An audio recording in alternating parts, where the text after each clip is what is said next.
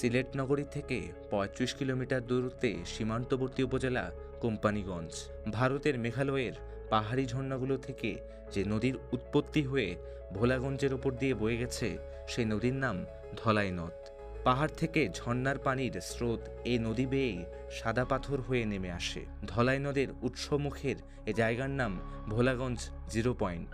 গত বছরের 5 আগস্টের আগে যত দূর চোখ যেত, দেখা যেত সাদা সাদা পাথর আর পাথর, কিন্তু এখন সেখানে ধুধু বালুচর। তাদের ভাষ্যে 1 বছরে 1,50,00,000 ঘনফুট পাথর লুট হয়েছে, যার আনুমানিক বাজার মূল্য 200 কোটি টাকারও অধিক। গত 5 আগস্টের পর থেকে বিরামহীনভাবে চলছে ভোলাগঞ্জ সাদা পাথর পর্যটন কেন্দ্রের পাথর লুট।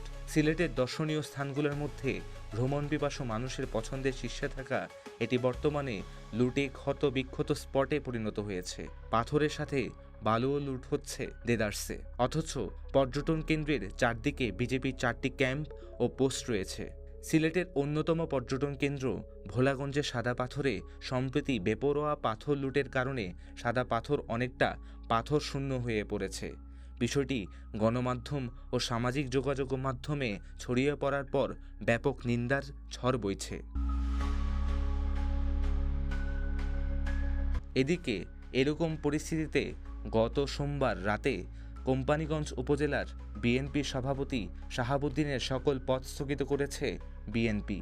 সাদা পাথর লুটের ঘটনায় স্থানীয় প্রশাসনের অবহেলা থাকতে পারে বলে মন্তব্য করেছেন দুর্নীতি দমন কমিশন দুদকের সিলেট কার্যালয়ের উপপরিচালক রাফি মোহাম্মদ নাসমুস সাদাত। বুধবার 13 আগস্ট দুপুরে তার নেতৃত্বে 9 সদস্যের একটি দল ভোলাগঞ্জের সাদা পাথর এলাকা পরিদর্শন করেন। এ সময় তিনি সাংবাদিকদের বলেন, সাদা পাথর লুটের ঘটনায় দায়িত্বে থাকা কর্তৃপক্ষের অবহেলার বিষয়টি খতিয়ে দেখা হবে। পর্যটন খাতের এমন ক্ষতির ঘটনায় প্রশাসনের যোগসাজশ আছে কিনা সেটি নিয়েও দুদক খোঁজ নিচ্ছে।